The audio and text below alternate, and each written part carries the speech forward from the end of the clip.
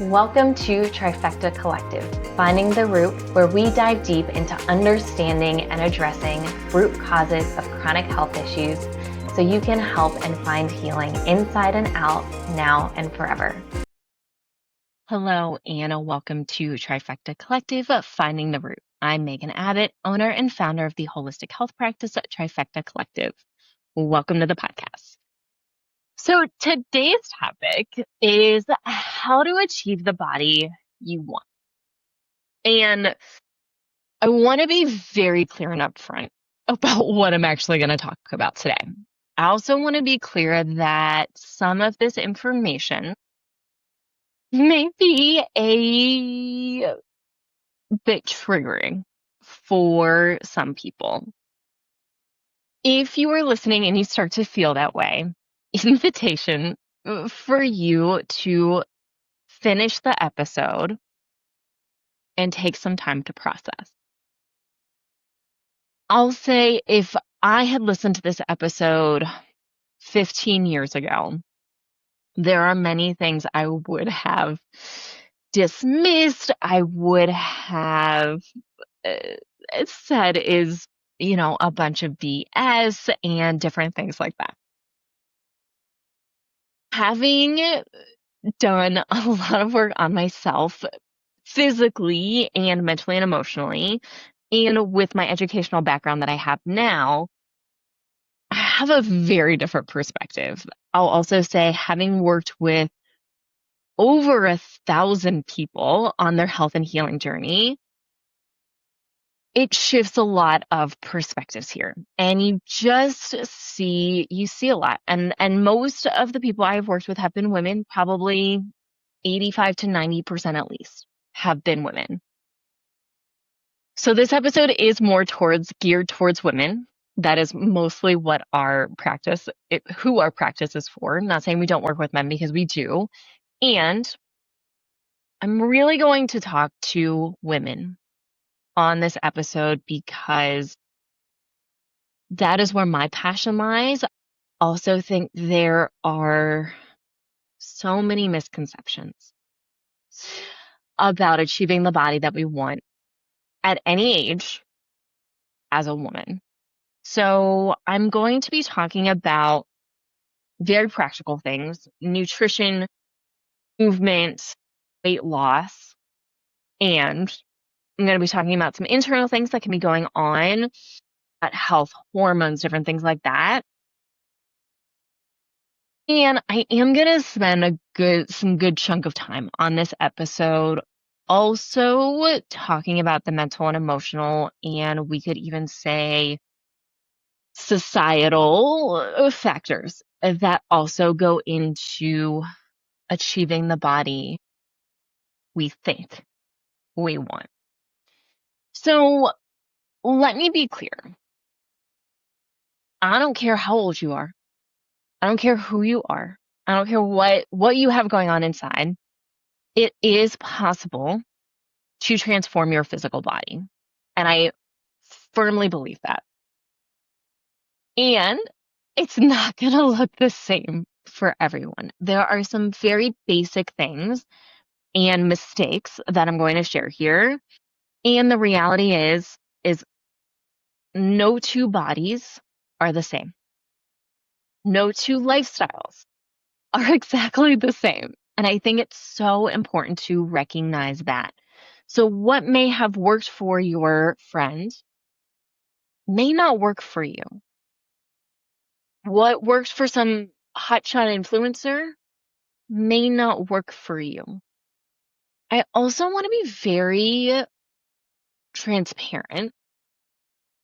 Having worked in this space, being on social media, having been on other people's podcasts, having done a lot of collaborations, being in a lot of mastermind type groups with other I wouldn't even consider myself an influencer, by the way, but with influencers, there's a lot of misconception and hiding of what actually works.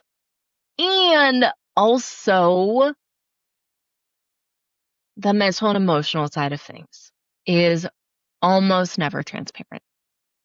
with a lot of people on social media.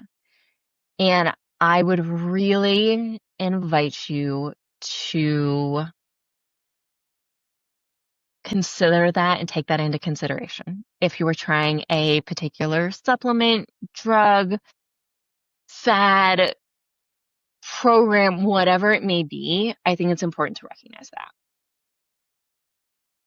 I also want to acknowledge that in this episode, when I talk about how to achieve the body that you want, I am talking about long term.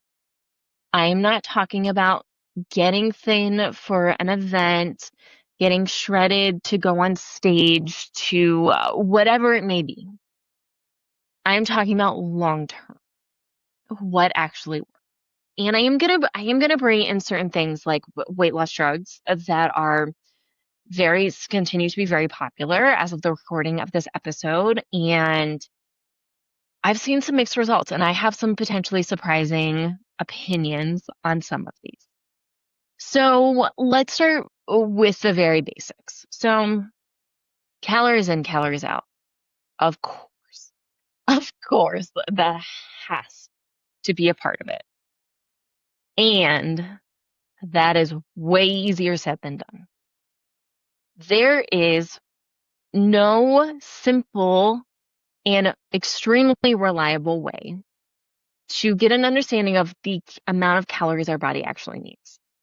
There is no simple formula. All of these, if we think about macro calculators that are out there, if we think about total energy expenditure, total daily energy expenditure, TDEE, these calculators, these are estimates. And any decent weight loss coach or transformational coach will tell you.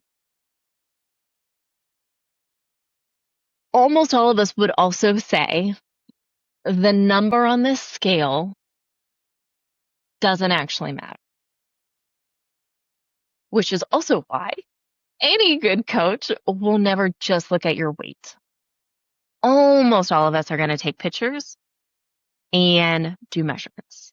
And I would say that's 100% what I did in my personal training career.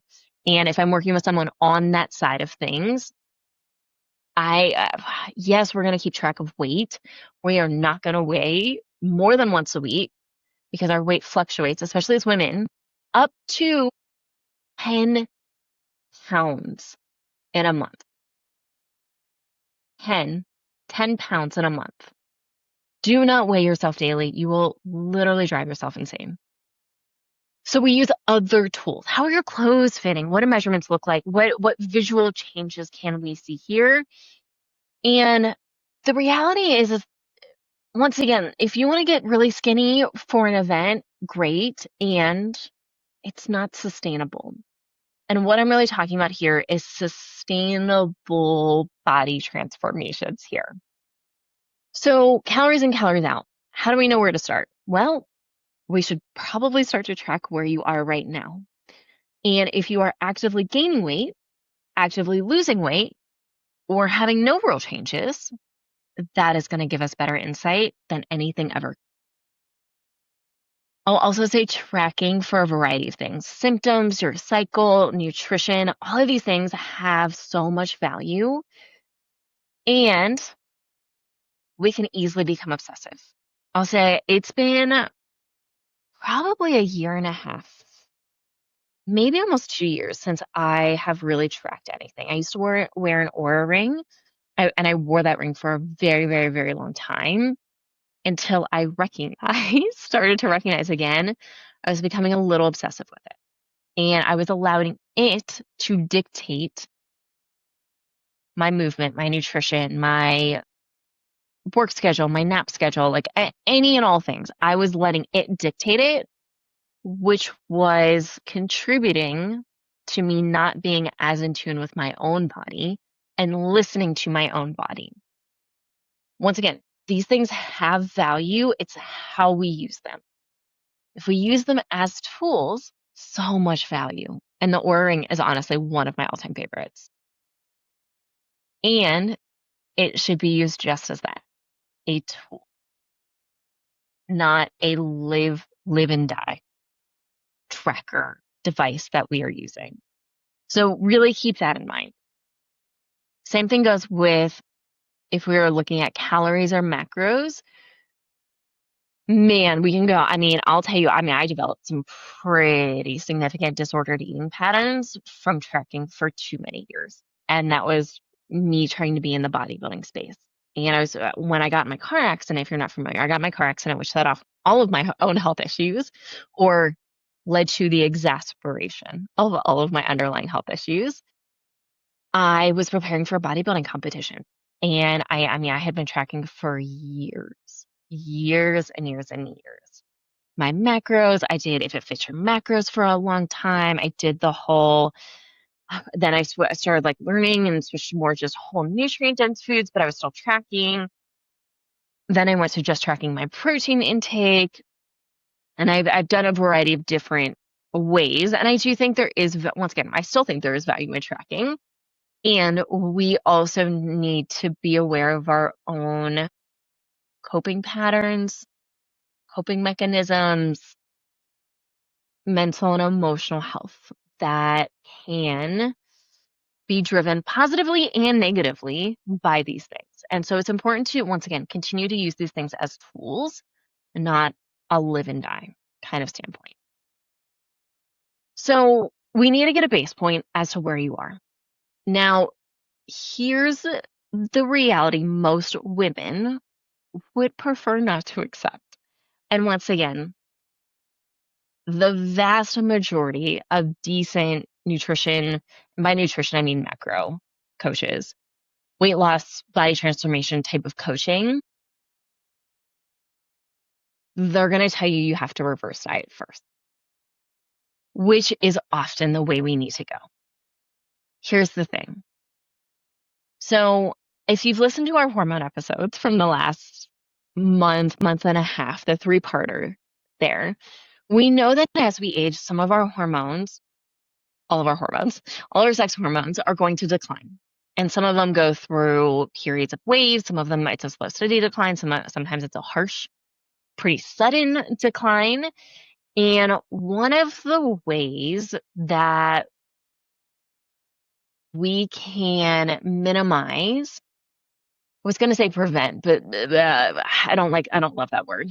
So minimize some of the consequences of these hormonal shifts, especially as we age, is with metabolic flexibility.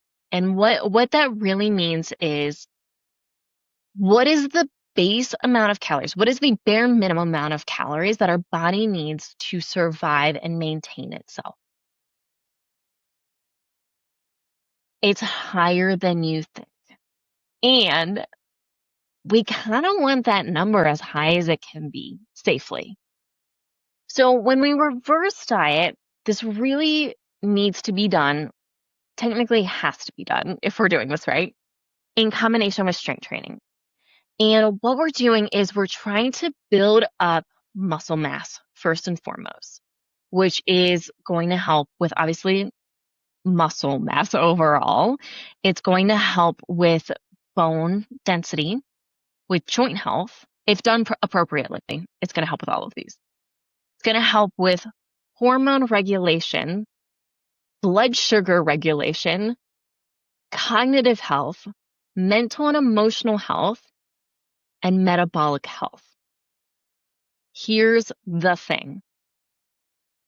This means that we are trying to build up muscle, in which case we have to feed that muscle to build it, which means usually this is not going to look like weight loss first. Sometimes it can, and most often, it's not. There are going to be a few exceptions, which I'm going to mention here along the episode when we talk about this.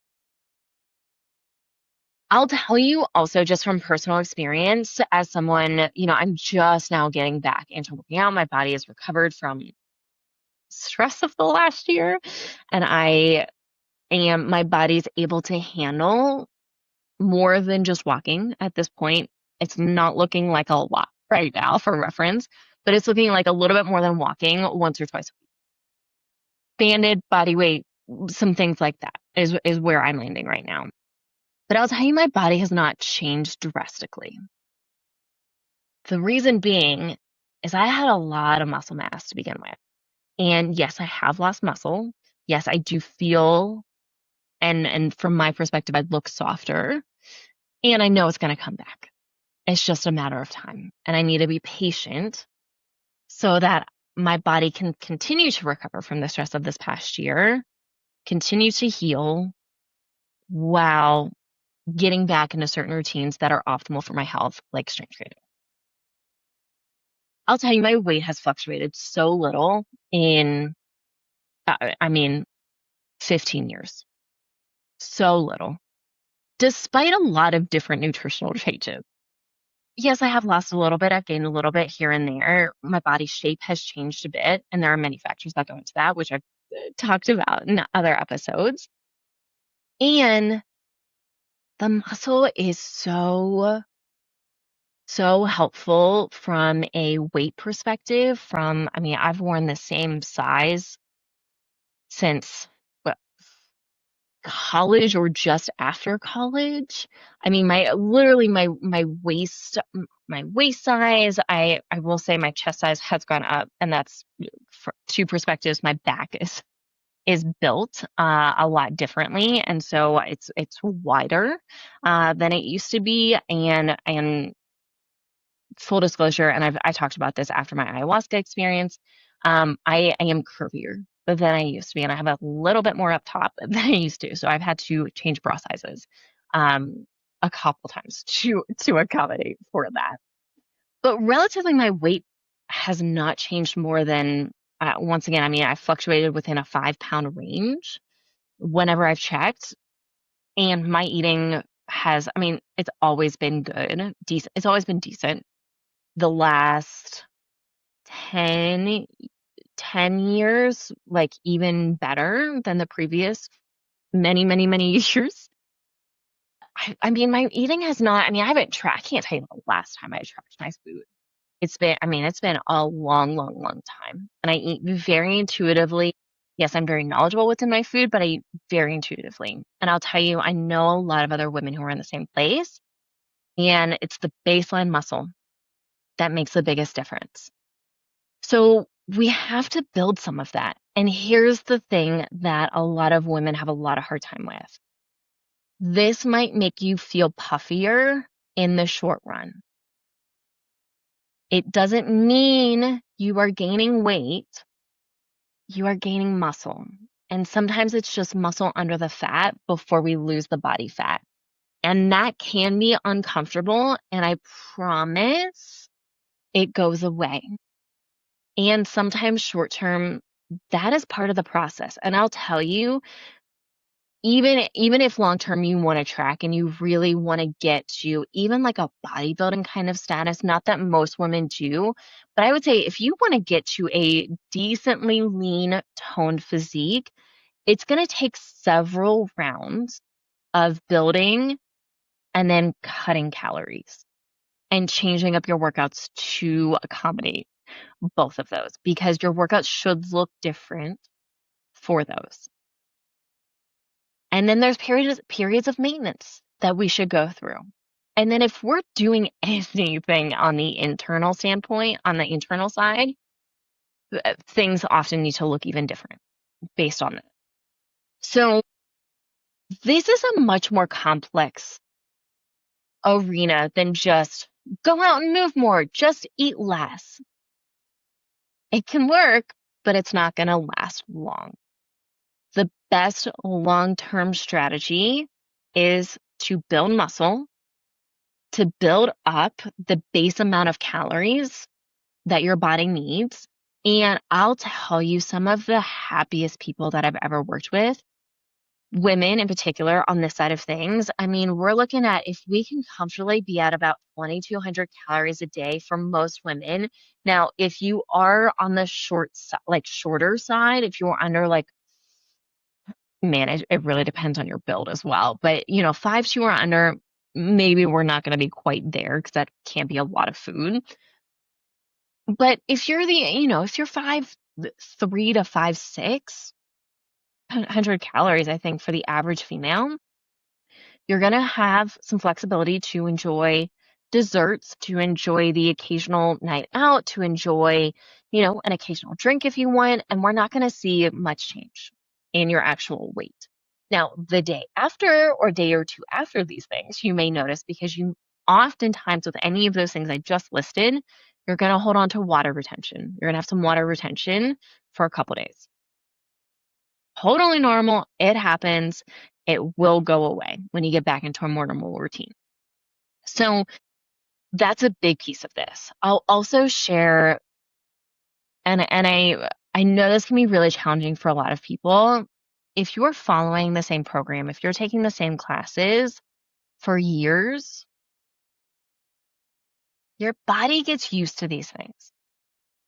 And by used to these things, I mean within 3 to 6 weeks, your body's going to get used to a stimulus. So from a personal training standpoint, when we think about programming, we do this for a reason, so that we're constantly switching up the stimulus on your body, even if it's it could be so small, as far as like, we're just going to change the tempo. We're going to do all the same exercises. We're going to use the same weights, but we're just going to change the tempo a little bit. Maybe a little bit faster, maybe a little bit slower, maybe a pause.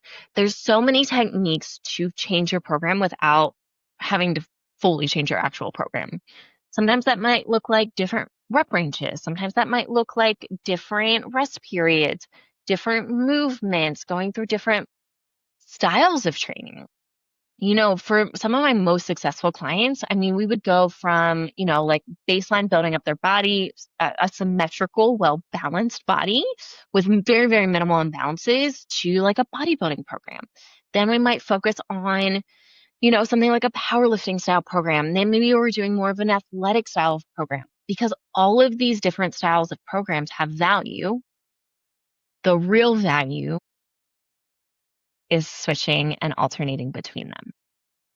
So if you're not switching things up, if you're following the same videos, doing the same workouts, I think that's totally fine as a starting point to get you used to the workouts, to get you used to working out, to build up the habit, to build community, to build a social atmosphere around this. Like, all of those things have value. And if you're looking for long-term change, that is not the answer, unfortunately. So just some things to keep in mind. And if you're looking for some good programs, I highly recommend Mind Pump. They are, man, they have dozens and dozens and dozens of programs at this point in time. And I'll tell you, I don't follow any, I have many of their programs. I never follow them to a T personally. I look at them, review them, and then switch them just a little bit for either myself or any clients that I'm working with if I'm going to use them. But they have a ton of good information. They're inexpensive. They've got great videos. They have so much free information out there. They have a podcast. They have newsletters. They have so much free content and so many free resources. They are an amazing, amazing resource. And they have decades of real experience individually and together, which I also think has a lot of value. I'll also say I don't love them for everything, especially on the holistic health side of things. I don't love all of their partners. I don't love a lot of their approaches to things. I think they are very much missing education in certain worlds. And when it comes to training, they are highly, highly, highly experienced and have so much knowledge. So the working out piece is super important. Also, daily activity. What would be considered called NEAT. Natural, now I'm forgetting the acronym. It's basically natural movement that you get throughout your day, whether that's going to the bathroom, walking into a building, number of steps that you have. Like, there's a lot of different things that go into this. That also plays a big role. And if you're sitting down all of the time and then you work out twice a week, there's going to be some limitations there. Not saying you need to do 10,000 steps a day. I don't think there's a specific number. 7,000 is the new number that I've heard most recently. Is it 7? I think it just depends on the person. And I also think titrating that up and down is also a great way to assist in weight loss. But I think some sort of just generalized daily movement, super, super important. Quality of food. It's hard to eat. It's hard to overeat whole nutrient dense foods. It is, I promise. If you switch to mostly whole foods, one, it's not as expensive as you think. Two, it is hard to overeat. A bag of potato chips, like a regular, like bigger size bag of potato chips, you're looking at I'm not going to remember the exact amount, but I think it's like 7 potatoes in there. Try eating 7 potatoes. It's pretty hard.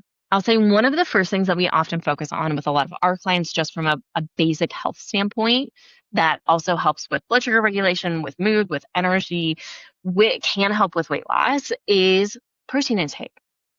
And one of the biggest pieces of feedback that we get is, holy moly, I'm not hungry for anything else. After I eat my protein, I don't want anything else. We know.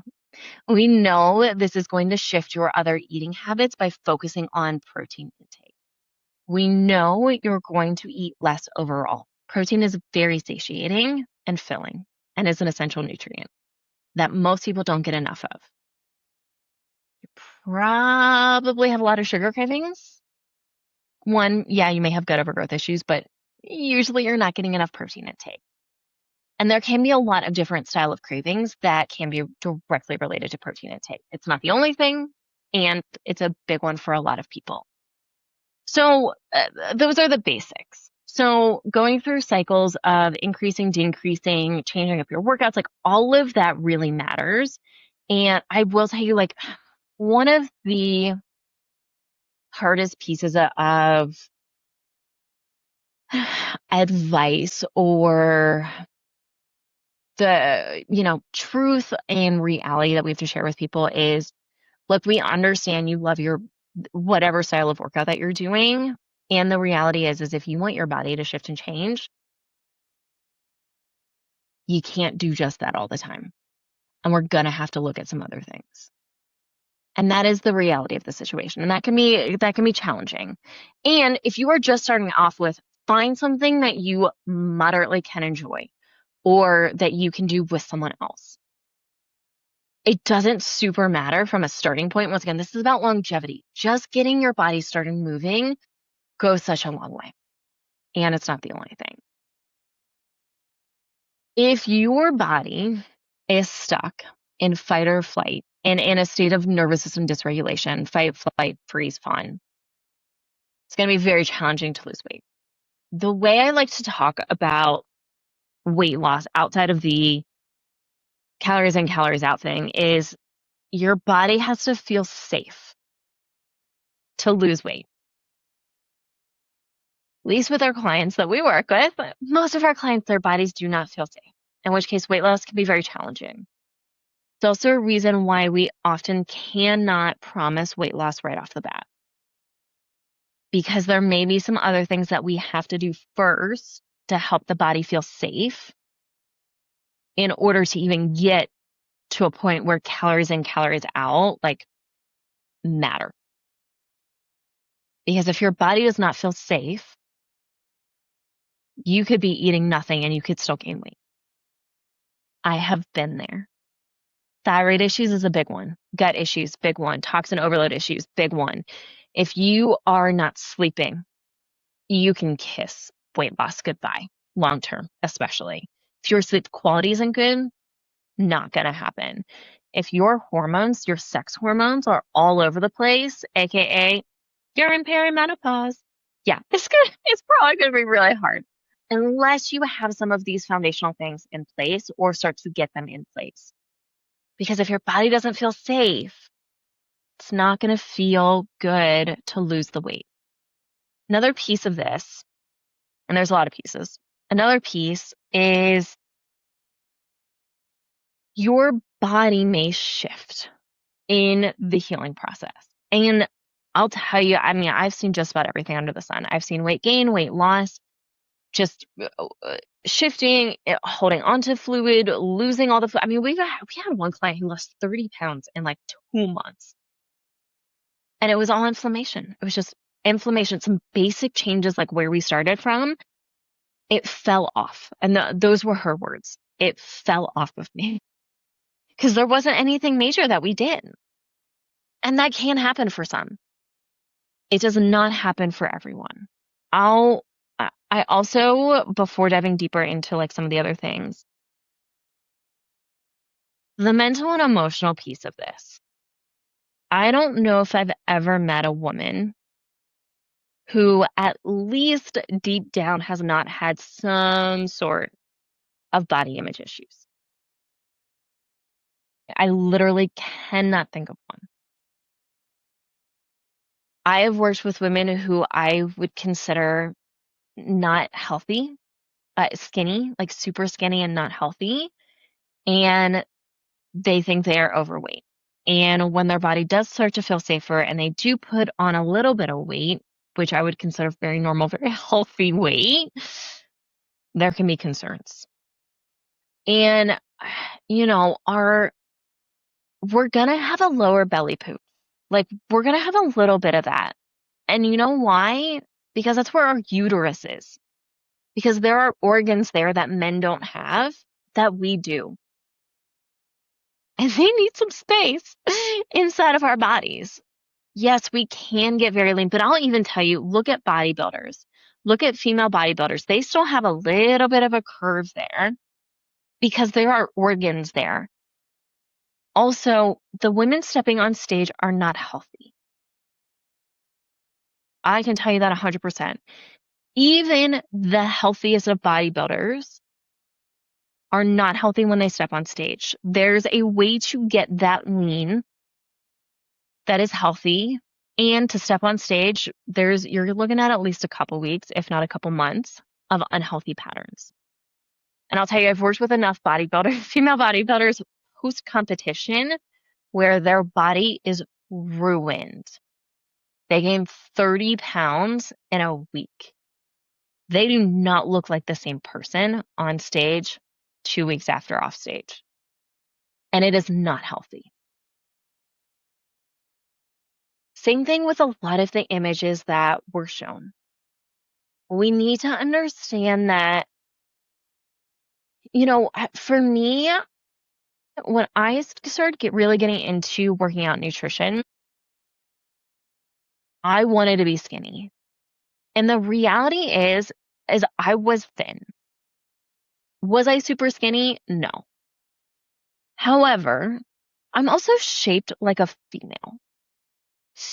I have, naturally wider shoulders. I do have a naturally smaller waist, but I have wide, very good birthing hips, in my opinion. And I would consider that a strength. And I'll also tell you, knowing what I know now, those hips are going to serve me as I get older.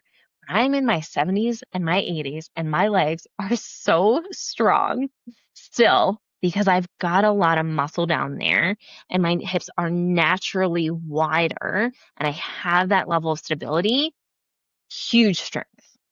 And I'm so happy I have that in my own body. And there are strengths and weaknesses to all of our bodies. There's no one perfect body.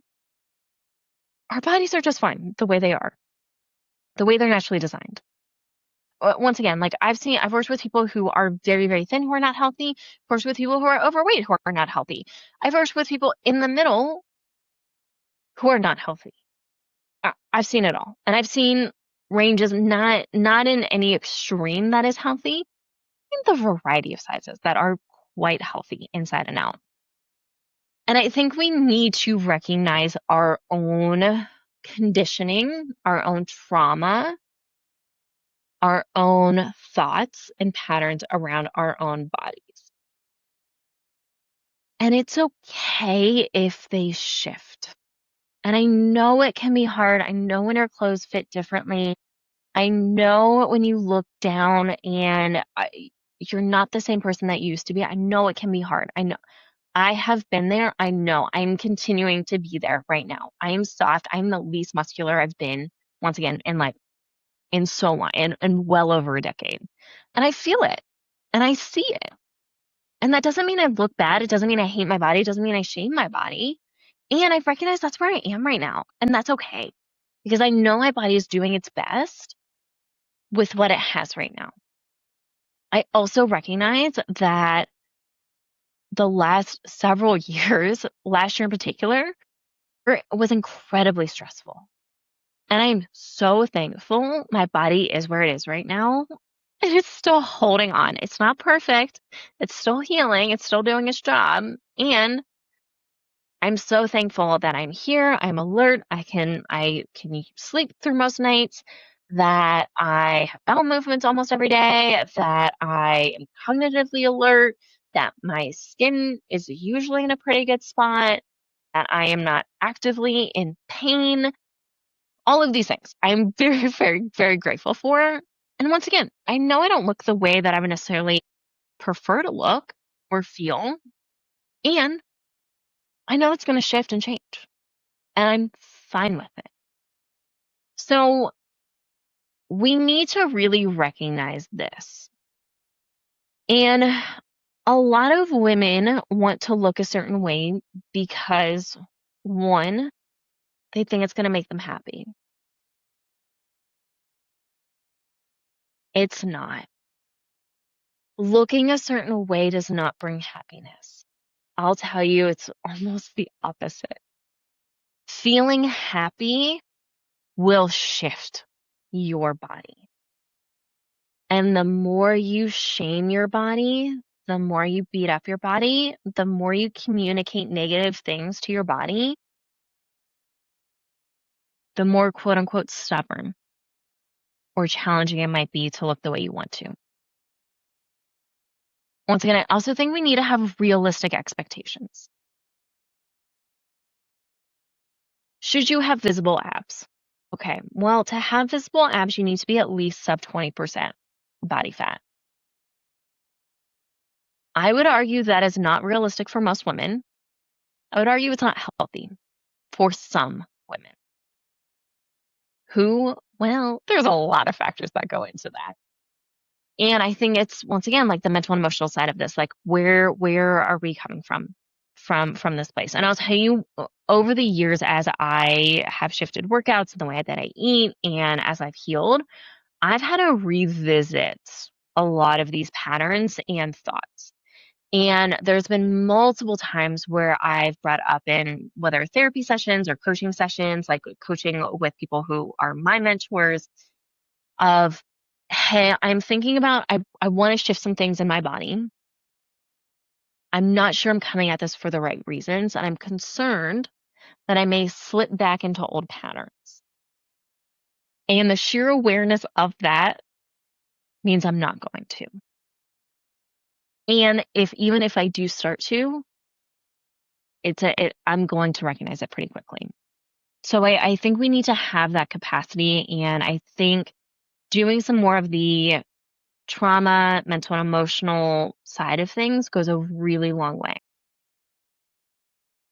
Also say we get a lot of feedback that you need to look a certain way to attract a certain type of partner, significant other.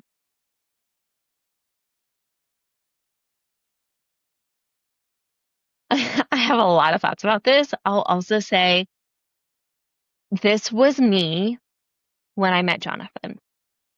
And Jonathan met me during, when we were both doing an ayahuasca ceremony, and I was arguably at my thinnest. I had lost about 10 pounds going into between there's a specific diet that is recommended that you follow, depending on who you talk to, a week to a month out from your journey. And I had lost some weight during that. And then with the ceremonies that I participated in, eating was a little hit or miss. One from a like timing standpoint, but also from a desire to eat standpoint. So I lost, once again, like I lost about 10 pounds.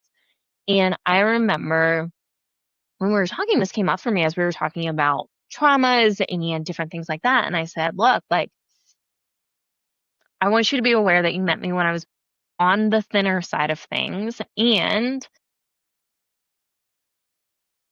that is not my norm. That is not where I feel my best because I was not feeling my best. I didn't have the energy. My cognition started to dip a little bit. Like there were some shifts going on even before ceremonies that I didn't love. And I was doing this particular dieta in preparation for these ceremonies. And there are some specific health reasons why you need to do some of these things.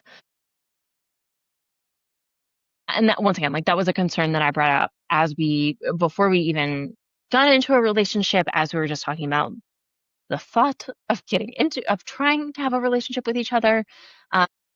And he was, yeah, not that he laughed at me, and he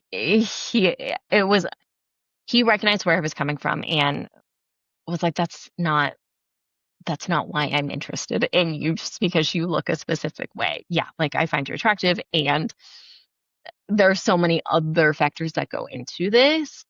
So keep that in mind. And I'll also tell you, we're often attracted to healthy bodies. And healthy bodies can look like a range of things. For some people, yeah, that might be on the thinner side. For some people, it may be more, I would consider myself kind of in the middle. Some people, it might be a little bit heavier. Health can be a variety of sizes. I do not think health is all sizes. And health can be a variety of sizes. And I'll also tell you, if someone is only with you for the way that you look, maybe we have some other concerns as well.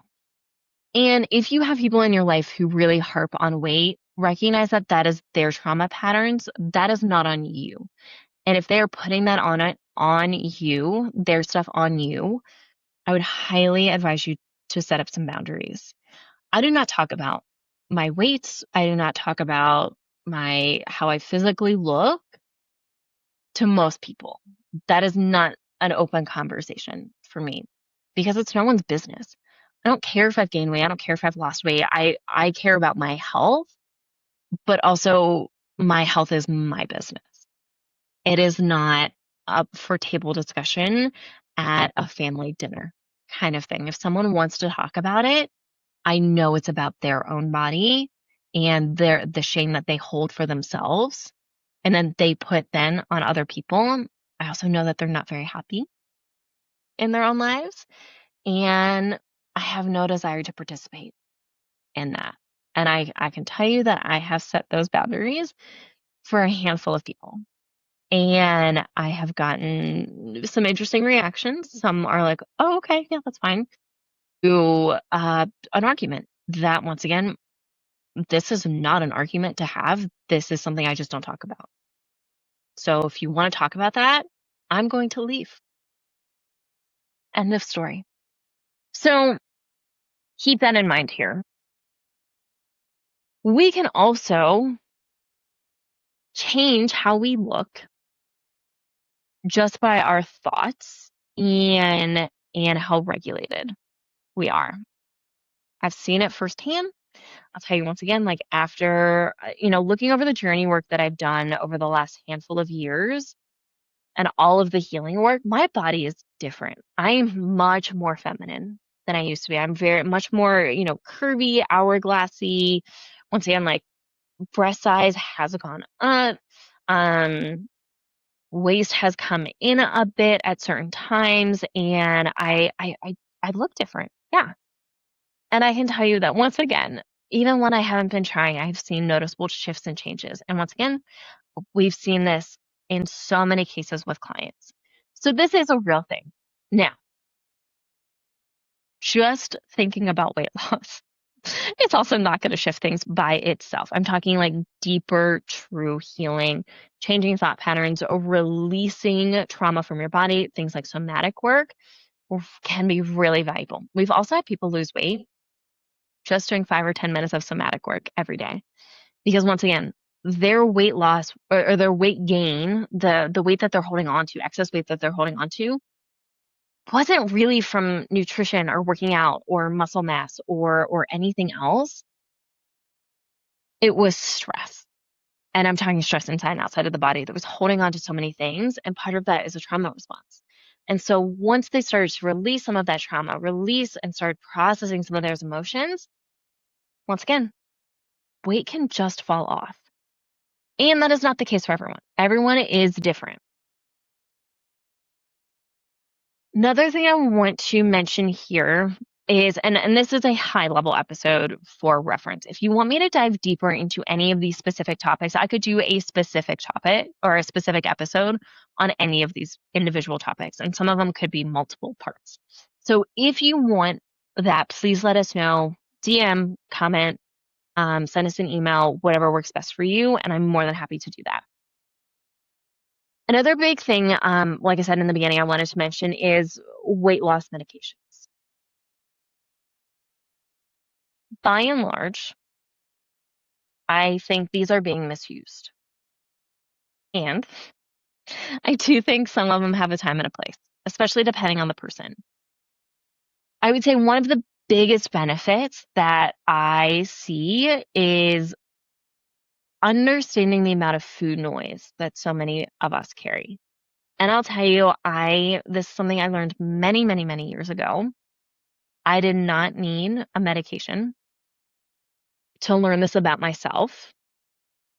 What really helped me were two things. One, during my healing journey, for maybe like a year or so, I dabbled in fasting.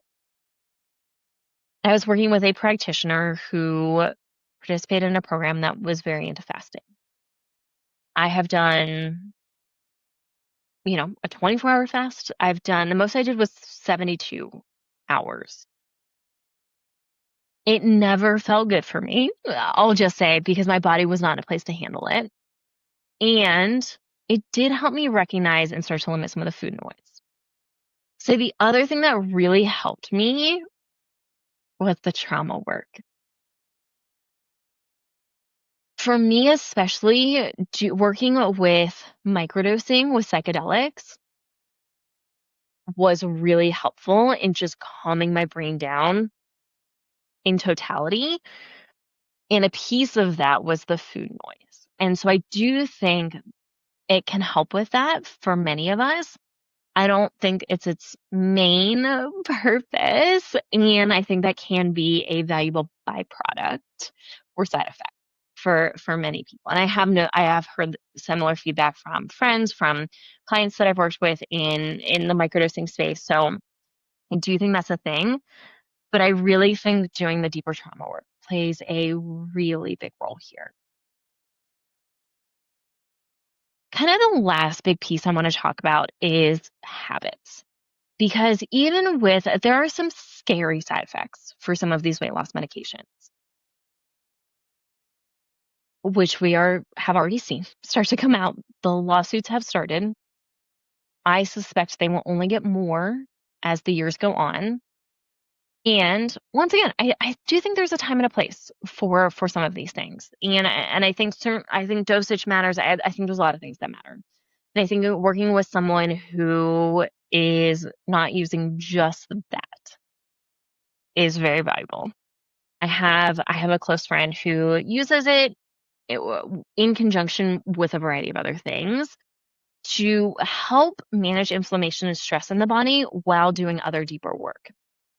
And I'll tell you that I have experimented with a couple clients, and recognize I'm not a prescribing physician, so we have worked with a prescribing physician to work closely on this, is mini dosing or microdosing tirzepatide, specifically for people who have a lot of mast cell issues. And the handful of cases that I've worked with, there's some pretty great success in many of those cases, which allows us to do some bigger, deeper work. Now, these were pretty extreme cases where we tried other things first.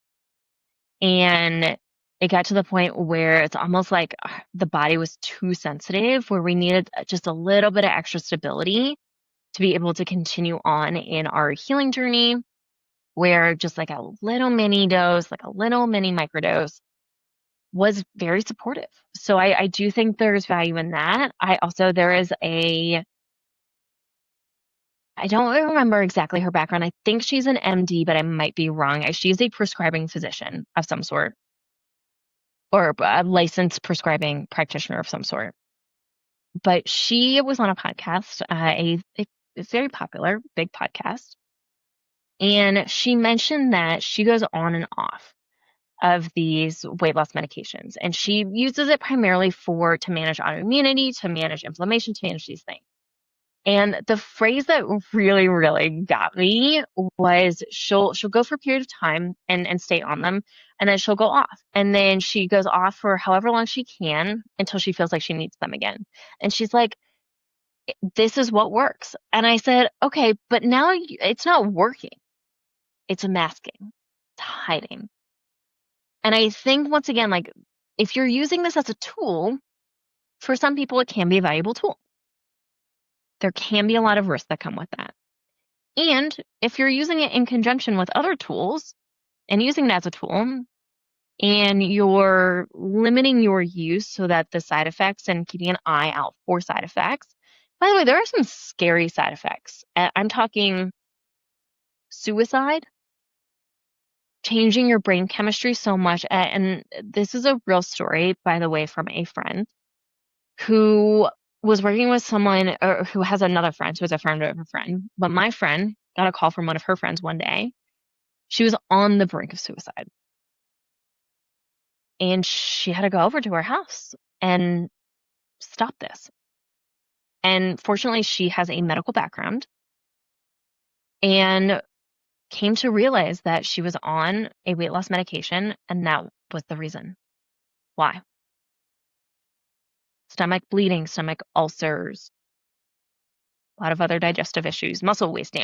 There are side effects. So I know, once again, as long as we're aware of these side effects, keep an eye out for these side effects, and use these things as tools, they can be valuable tools, which is probably potentially not what you were expecting me to share. But they have a time and a place, but I think we should use some other tools first and see what goes on, which kind of leads me to my last point is if you truly want long-term health to achieve a good body, and that is very relative, what I would consider good for myself versus someone else, likely totally different. For me, I want the muscle mass.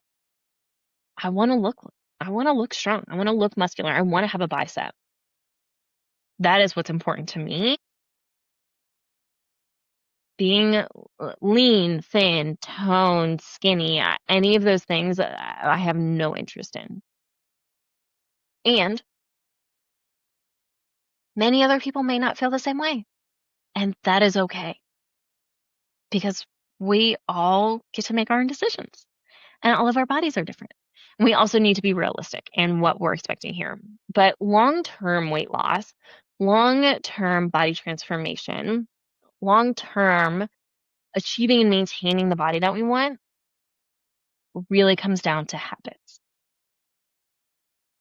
If you're not sleeping, if you're stressed out all the time, if you're undereating, if you're overeating, if you're eating a bunch of processed foods, if you're not getting the essential nutrients that you need, if your hormones are constantly all over the place, if your liver is constantly overburdened from your toxic load,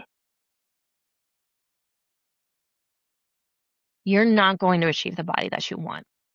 And so if you are really in this game and really want to achieve the body that you want, it comes down to habits, consistency. That is the name of the game here. Drink your water, get your nutrients, sleep, move your body in a supportive way, build some muscle, regulate your blood sugar, support stress management, keep an eye on your labs or work with someone, potentially like us, who can support you and making sure your labs we're supporting your body based on information on your labs every year or every 6 months, depends on the person. All of these things matter, and our bodies are constantly shifting and constantly changing, and that is also very challenging for most people. So keeping up with the basics and also recognizing our lives, our world, our bodies are constantly shifting, constantly changing. As women, we are going through a quote unquote 20-day cycle every month while we are bleeding. We're going to go through about a decade of a transitionary period before we come out to a steady place that also is going to look very different than we've ever been in. We need to understand all of that. We need to recognize that. We need to constantly be checking in with our body, giving our body what it needs to be supported to keep it safe, to keep it in as low of a stressed out spot as we absolutely can. And we need to constantly do that even as the seasons of life are changing. The seasons of health, the seasons of healing, all of these things. And if you become too obsessed with it, that can also do some damage too. So, while this may not have been the exact episode you were thinking about, I did still want to name this episode How to Achieve the Body That You Want, because I think all of these things are really important. And this is a topic that comes up with 98+% of clients that we work. And I know it's hard. I know it's confusing. I know there's so much information. I know it can seem easier to do a quick fix, take a supplement, take a medication, do a fad diet, do a fad workout program, and